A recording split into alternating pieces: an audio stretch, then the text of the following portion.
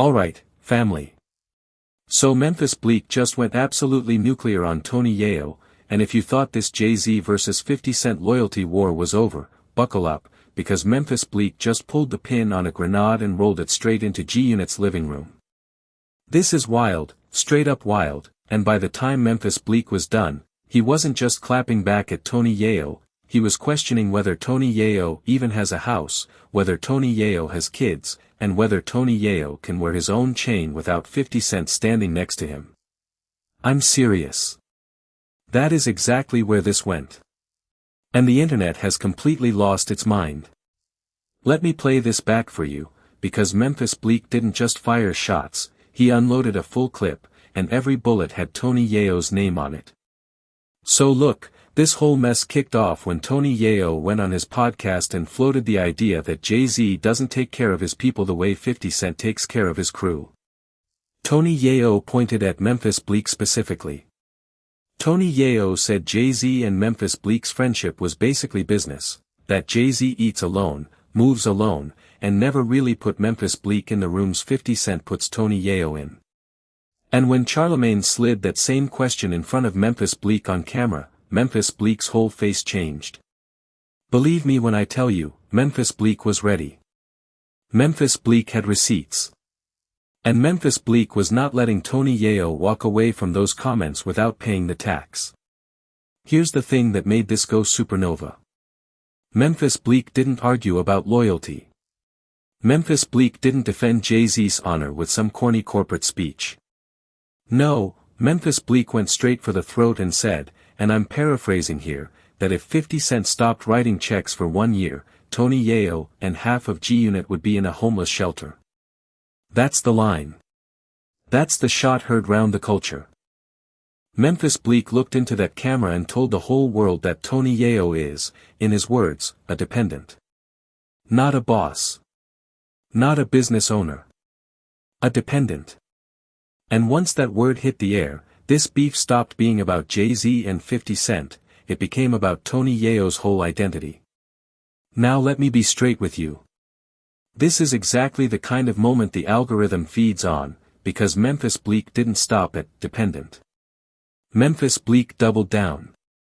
Memphis Bleek said, and I want you to hear this part, that Tony Yayo cannot even wear his own passport chain without 50 Cent standing next to him. Memphis Bleek said, quote, show me a picture of Tony Yayo walking around with that chain without 50 Cent in the frame. I gotta see it. That's a hit. That is a personal, targeted, generational hit.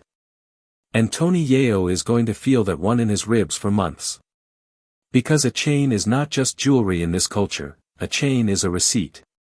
A chain is a statement. And if you cannot wear yours without your boss in the frame, then Memphis Bleek is basically saying the chain isn't really yours either. So peep this, because the way Memphis Bleek laid out his case was surgical. Memphis Bleek pulled out his resume line by line. 4 gold albums. 2 restaurants. A bar in Vegas where anybody can pull up and eat on the house. A label that ran and produced Casanova. A podcast under Rock Solid that's on the Black Effect network with iHeart. Appearances on Drink Champs. A new song out right now produced by Cool and Dre. Memphis Bleek said, on record, I know what I own, I know what I built, and I do not need Jay-Z to hold my hand in 2026.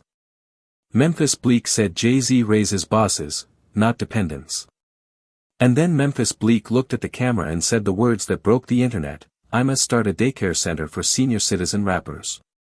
Because if you want somebody to take care of you at 48 years old, then maybe you belong in daycare. That is a cold line. That is a line you cannot walk back from. And I promise you, Tony Yayo's team was watching that clip on repeat.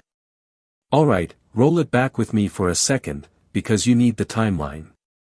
This whole thing started weeks back when Tony Yayo sat down and said Jay-Z's friendship with Memphis Bleek was more business than brotherhood. Tony Yayo said 50 Cent's friendship, on the other hand, was financial and personal, that when Beanie Siegel needed help with taxes, Tony Yayo saw 50 Cent write the check. When Prodigy needed to buy a house, Tony Yayo saw 50 Cent make that happen too. Tony Yayo framed 50 Cent as the family man of the executive class. Tony Yayo framed Jay-Z as the boardroom cousin who shows up for photo ops and disappears when the bill comes. And listen, that's Tony Yayo's opinion. That's not confirmed fact. But once Tony Yayo said it out loud, that clip took off and the entire hip-hop internet started debating, who would you rather sign with, Jay-Z or 50 Cent? That question is what this whole war is really about. Because Memphis Bleek and Tony Yayo, they're not really beefing over podcasts. They are the living, breathing, walking symbols of two completely opposite executive philosophies. On one side, you have Jay-Z, who signs artists and expects them to build their own lane, run their own race, and stand on their own weight. On the other side, you have 50 Cent, who signs artists and stays hands-on, opens doors, books rooms, funds houses, and keeps his crew visible. Neither one of those styles is automatically better. But when you put Memphis Bleek and Tony Yayo on split screen, you can see the difference in real time. And that is exactly why this fight refuses to die. So look, before Memphis Bleek dropped that daycare line, Charlamagne asked him directly, does Jay-Z look out for you the way you think 50 Cent looks out for Tony Yayo? And Memphis Bleek shook his head. Memphis Bleek said, straight up, no. Jay-Z eats on his own. Memphis Bleek eats on his own. Everybody eats on their own. And then Memphis Bleek said the coldest thing yet, when have you seen Tony Yayo on tour? On his own. Not with 50 Cent. Not with G-Unit as a package deal.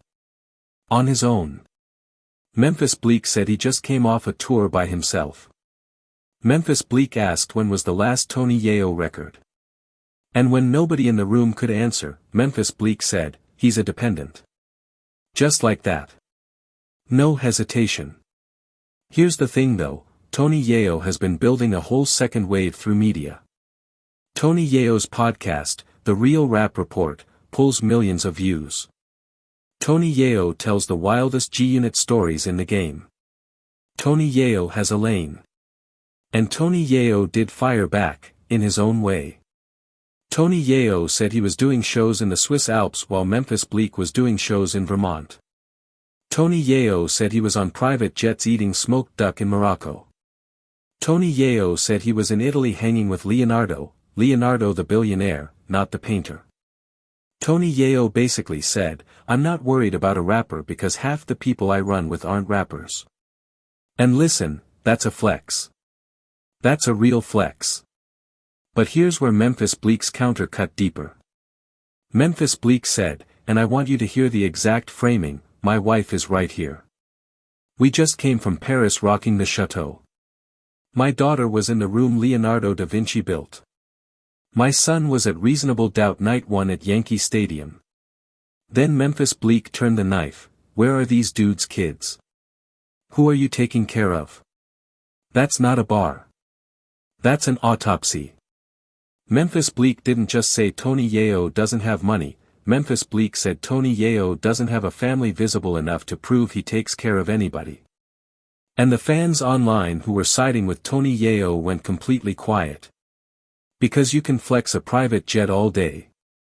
But if you cannot flex a family on the same jet, then Memphis Bleek's question starts to sting a little different. Drop your verdict in the comments right now, because I need to know, is Memphis Bleek out of line for going at Tony Yayo's family, or did Tony Yayo open that door the second he called Memphis Bleek's Jay-Z friendship just business? Because in my opinion, once you start rating a man's relationships publicly, you have to be ready for the man to rate yours right back. And Memphis Bleek was ready. So look, the plot got even thicker when Uncle Murda spoke on it. Uncle Murda was signed to Jay-Z before he was signed to 50 Cent, so Uncle Murda is one of the very few people who has actually lived both sides of this comparison. And what Uncle Murda said was heavy. Uncle Murda said when he was on Jay-Z's roster, the vibe was, do your thing, if something happens, I'll come salute you. When Uncle Murda signed with 50 Cent, 50 Cent walked up to him in the office and said, you got a house? Uncle Murda said number 50 Cent said, we gonna get you one. And walked away. Just like that. No paperwork, no press release. Just, we gonna get you a house. Now, is that story a knockout blow for Jay-Z? Not really. Because Jay-Z's whole philosophy is that you should be the one buying yourself a house. Jay-Z's whole philosophy is boss training, not house gifting. And that's a valid philosophy. But when a fan is watching Uncle Murda tell that story on camera, and then watching Tony Yayo tell his Beanie Siegel and Prodigy stories on another podcast, that fan is gonna feel one thing louder than the other. 50 Cent's style is loud. 50 Cent's style is visible. Jay-Z's style is quiet. And in the algorithm era, loud and visible always wins the comment section. Always.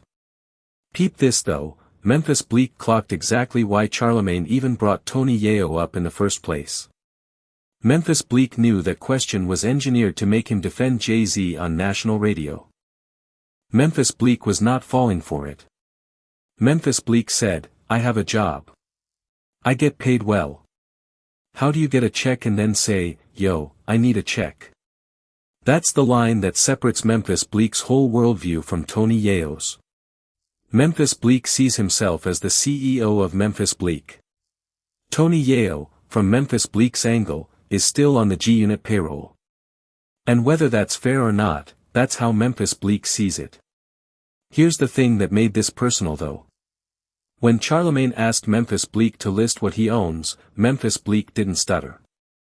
Memphis Bleek listed the gold plaques. Memphis Bleek listed the restaurants. Memphis Bleek listed the label. Memphis Bleek listed the bar in Vegas. Memphis Bleek shouted out Casanova. Memphis Bleek shouted out Tax Stone. Memphis Bleek listed Dus. Memphis Bleek listed his exotic car business, Mind Right Exotics. And then Memphis Bleek almost forgot to mention his own podcast, Rock Solid, before somebody in the room reminded him, and the whole studio started laughing, because everybody knew that was the whole reason for the interview in the first place. Memphis Bleek shrugged and said Rock Solid is on the Black Effect Network, iHeart, Drink Champs, all of it.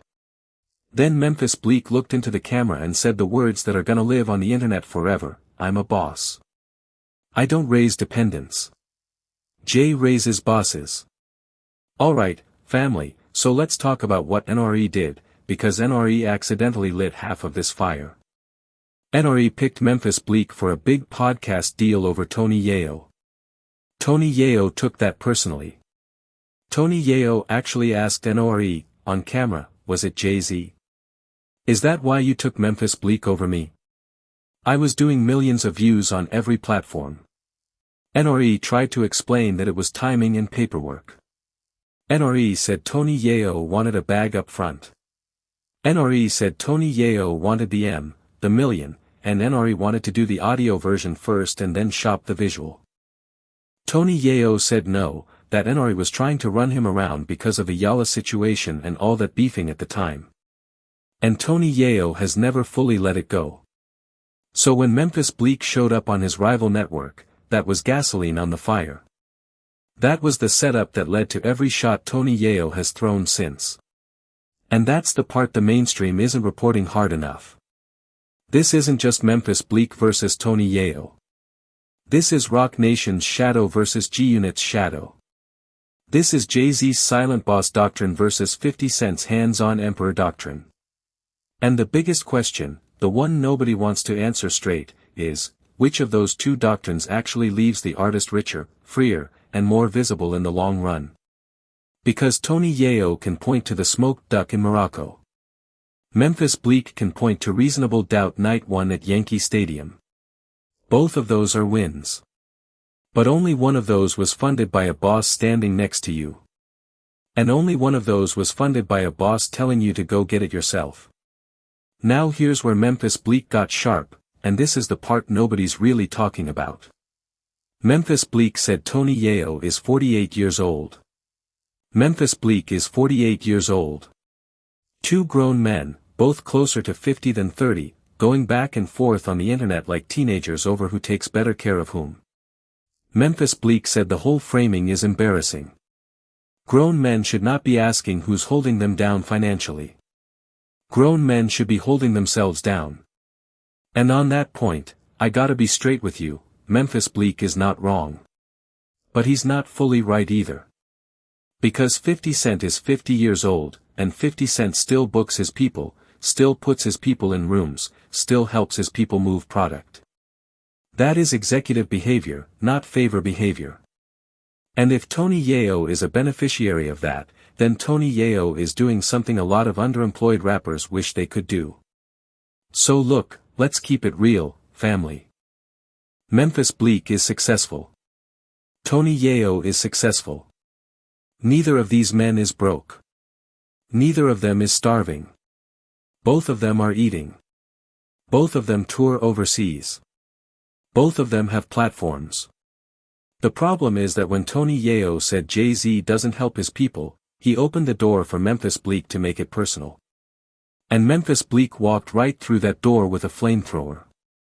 Memphis Bleek questioned whether Tony Yayo has a house. Memphis Bleek questioned whether Tony Yayo has children. Memphis Bleek questioned whether Tony Yayo has anything under his own name that doesn't have 50 Cent's fingerprints on it. And once you say all of that on camera, you cannot unsay it. Believe me when I tell you, Tony Yayo is not letting this slide. Tony Yayo has one of the sharpest tongues in G-Unit history. Tony Yayo will come back. Tony Yayo will bring up decades-old paperwork. Tony Yayo will bring up rumors. Tony Yayo will bring up anything Memphis Bleek has ever done or not done. And when that happens, this beef stops being an industry debate and turns into a full-blown podcast war. Because, let me be honest with you, Tony Yayo has been on the offensive for a reason. Tony Yayo has watched his podcast grow while other G-Unit affiliates fell off. Tony Yayo knows that content is currency in 2026, and Tony Yayo has been printing content. And Memphis Bleek just handed Tony Yayo the biggest content gift of the year. Roll it back with me one more time, because I want you to hear how surgical Memphis Bleek was on the family point. Memphis Bleek said his wife was right there in the room with him. Memphis Bleek said he just came back from Paris. Memphis Bleek said his daughter was in the room Leonardo da Vinci built. Memphis Bleek said his son was at Reasonable Doubt Night 1 at Yankee Stadium. And then Memphis Bleek delivered the line, "Where are these guys' kids?" With the tone of a man who already knew the answer. Because in Memphis Bleek's mind, if you don't have visible family, then who exactly are you supposed to be providing for? Who is Tony Yayo taking care of, in Memphis Bleek's framing? And that question is the reason this clip has been running the internet non-stop. Now here's where I gotta push back on Memphis Bleek a little bit. Because pulling family into a business debate is a low move. It just is. Tony Yayo may have a private family life he chooses not to broadcast. Not every rapper wants his kids on Instagram. Not every rapper wants his wife on the podcast circuit. And Memphis Bleek doesn't actually know Tony Yayo's private life. Memphis Bleek made an assumption, and that assumption got thousands of retweets, but it wasn't a confirmed fact. So I'll give Tony Yayo a pass on that one until Tony Yayo decides how he wants to answer. But the fact that Memphis Bleek even went there tells you how hot this got. Memphis Bleek was not playing nice. Memphis Bleek came in swinging. So peep this. The biggest thing at stake here is the legacy question. Because 20 years from now, when historians write the story of Roc-A-Fella and G-Unit, they're gonna have to answer the same question we're all fighting about right now. Did Jay-Z's boss doctrine produce more independent millionaires? Or did 50 Cent's hands-on doctrine produce more visible, employed veterans? Memphis Bleek is Exhibit A for Jay-Z, Tony Yayo is Exhibit A for 50 Cent. And the historians are gonna watch this exact clip and use it as evidence for whichever side they were already on. That's how this generation makes history now. Podcast beef becomes hip-hop textbook. Drop your verdict in the comments, because I really want to know. Who would you rather have signed with, Jay-Z or 50 Cent? Roc Nation or G-Unit? The quiet boss or the loud emperor? The one who says, "Go build your own house," or the one who walks up to you and says, "I'm getting you a house"? There is no wrong answer. There is only your answer. But I promise you, whichever side you pick tells me everything about how you see the business. And if you're on the fence, that's fine too, because honestly, most people don't realize they've already picked a side until somebody like Tony Yayo or Memphis Bleek forces them to say it out loud. Alright, I gotta wrap this up, family, but before I do, Tony Yayo, if you're watching, and I know you're watching, because you watch everything, this is the moment. Do you match Memphis Bleek's energy, or do you take the high road? Do you turn this into the podcast fight of the decade, or do you let Memphis Bleek's daycare line be the last word? Because right now, Memphis Bleek has the mic. Memphis Bleek has the receipts. Memphis Bleek has the 4 gold plaques. Memphis Bleek has the bar in Vegas. Memphis Bleek has the label. Memphis Bleek has the wife. Memphis Bleek has the kids at Yankee Stadium. And Memphis Bleek is standing on all of it. But Tony Yayo has the internet. Tony Yayo has the wildest stories in G-Unit. Tony Yayo has the private jet clips. Tony Yayo has the Swiss Alps footage. Tony Yayo has 50 Cent on speed dial. And most importantly, Tony Yayo has time. So when Tony Yayo comes back, and Tony Yayo will come back, this whole conversation is gonna flip on its head one more time. Believe me when I tell you, we are not done with this beef. We are not close to done. Because a Tony Yayo response is not a matter of if, it's a matter of when, and how heavy, and which G-Unit archive he decides to open first. So here's my final take, family. Memphis Bleek won this round. Straight up. Memphis Bleek was sharper, faster, and more prepared than anybody expected him to be. Memphis Bleek didn't just defend Jay-Z, Memphis Bleek elevated himself past the whole conversation. Memphis Bleek made himself the story. And in the algorithm era, being the story is the whole point. But Tony Yayo? Tony Yayo has a way of turning a loss into a viral moment. So don't count Tony Yayo out. Don't count Tony Yayo out for 1 second. Because the moment you count Tony Yayo out is the moment Tony Yayo drops a clip that puts Memphis Bleek right back on defense. Before I go, hit that subscribe button, ring the bell, and drop your verdict in the comments. Are you Team Memphis Bleek, Team Tony Yayo, Team Jay-Z, Team 50 Cent, or none of the above? I read every comment. I mean it.